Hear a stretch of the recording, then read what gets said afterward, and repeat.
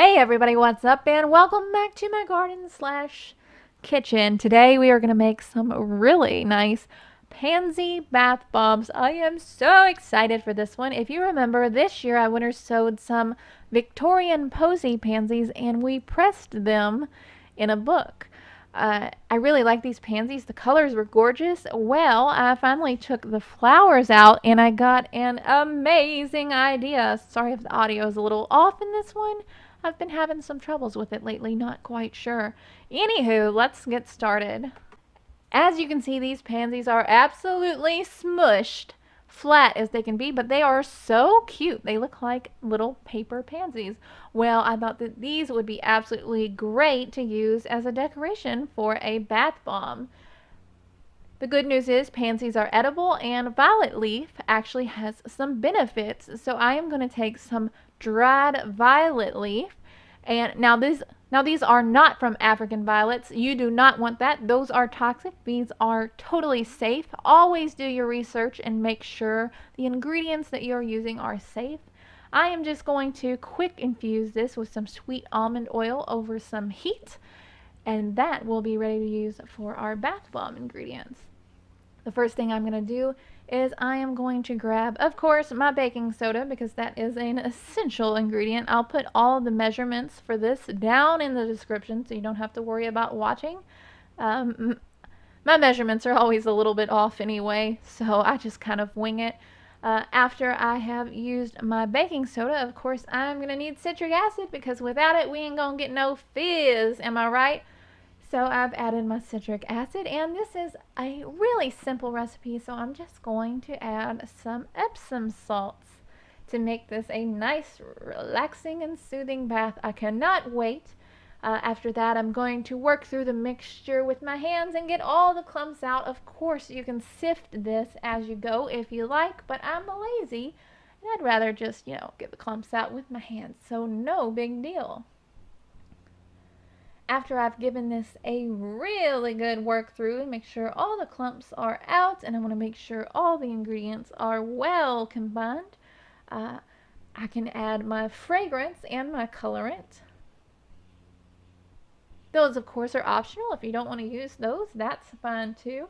And then I am going to use my oil. Ideally, you'd strain your oil, but again, I just wanted to show you guys. I was in such a hurry. I was excited.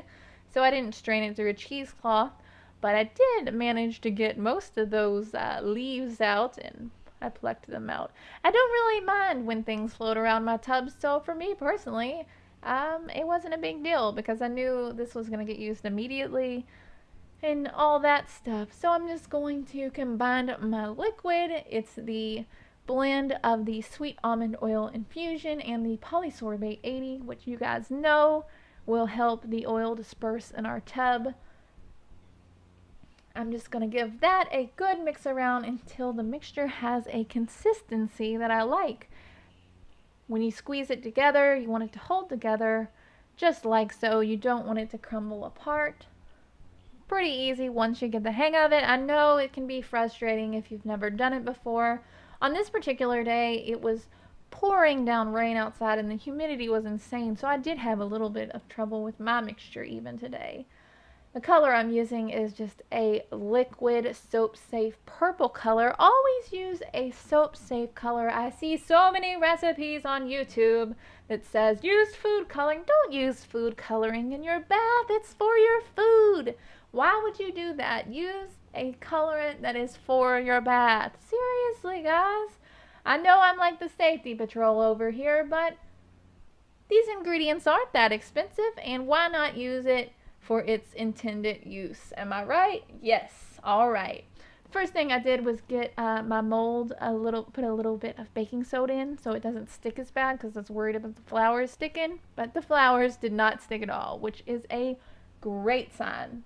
Next, I put my flowers face down in the mold so that they could face outward when we pop this thing out of the mold. You can put as many flowers as you want or as little flowers. I mean, obviously, if I was going to make 100 of these things, I would have to press a lot of flowers. So I'd probably only put one in there. And then I'm just going to pack my purple mixture in. The shade of purple really just depends on what kind of colorant you choose. I think if I wanted a really bright, dark, vibrant purple, I would probably choose a different bath colorant for this, but I really like the liquid colors for the most part. So I'm sticking with those because, you know, I think for most people, especially people new to making bath products, they're the easiest to use.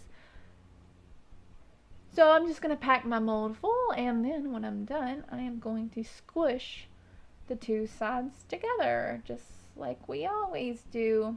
If your mixture is a little bit too dry, you can of course use a little bit of rubbing alcohol, or I think some people use witch hazel. It just depends on what you want to use and your preference. And you can see those little pansies look so cute. I can't stand it. Look how cute they are. Guys, seriously, look how cute they are. So cute. So I'm going to wait a little bit. I ended up waiting about a half hour, and then I popped this out, and I went outside to test this out because, of course, my house is still a construction zone and it looks terrible. So we're going to run outside with my trusty bucket, and we're going to test these out to see what kind of foam and fizz action we get. Hopefully the flowers will come off and it will look pretty cool, but I really don't even know what to expect anymore. Overall, the fizz is nice, and I like the effect of the flowers on the outside of the bath bomb. I think it's really cute. The purple dye in this is pretty apparent, which is nice. I know a lot of people like the colors to float around there. And really, again, the vibrancy of the color just depends on what type of colorant you use. So this one turned out to be more of a cutesy pastel purple, which I am super happy with. This bath bomb in particular made tons and tons of fizz and foam, and of course that has to do with the fact that it's in a bucket, but that's besides the point. When all was said and done, the water was this really nice purple color, and I had those gorgeous pressed pansies floating around in the water. The good thing about these pansies is that it is really easy to clean up because there only are, you know, a few flowers that you would have to take out of your bath. Overall, I think this one is a huge success, and I would definitely make it again. If you like this video, I hope that you will subscribe and share it with your friends. We're making new ones on the regular. I hope y'all are having a real great day, and I'll talk to you later. Bye, guys.